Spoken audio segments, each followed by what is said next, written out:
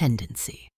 A member of a species designed through evolutionary process to want often scarce food is going to be driven strongly toward getting food when it first sees food.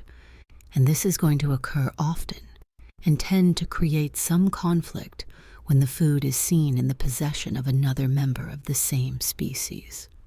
This is probably the evolutionary origin of the envy-jealousy tendency that lies so deep in human nature. Sibling jealousy is clearly very strong and usually greater in children than adults. It is often stronger than jealousy directed at strangers. Kantian fairness tendency probably contributes to this result.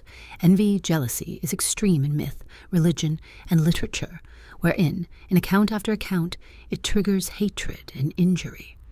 It was regarded as so pernicious by the Jews of the civilization that preceded Christ that it was forbidden, by phrase after phrase, in the laws of Moses. You were even warned by the prophet not to covet your neighbor's donkey, and envy, jealousy, is also extreme in modern life.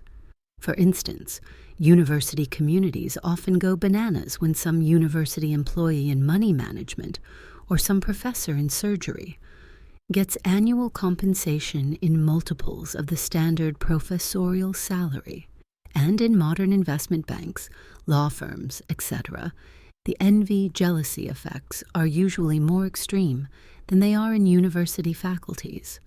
Many big law firms, fearing disorder from envy/jealousy, have long treated all senior partners alike in compensation, no matter how different their contributions to firm welfare.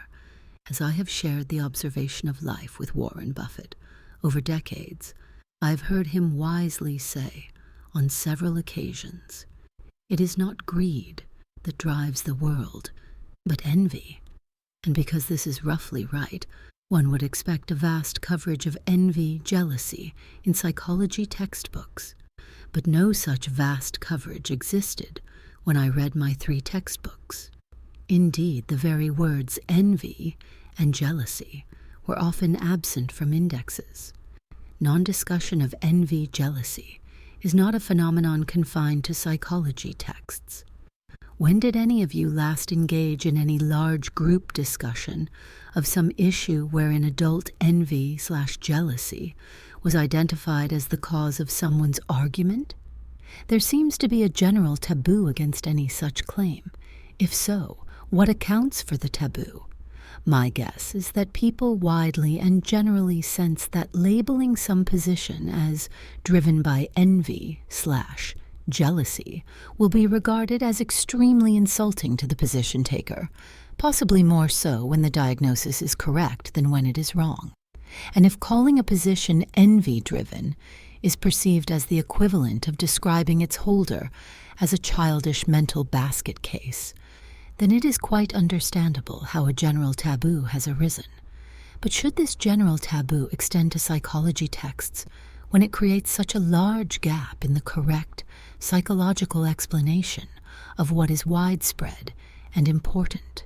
My answer is no.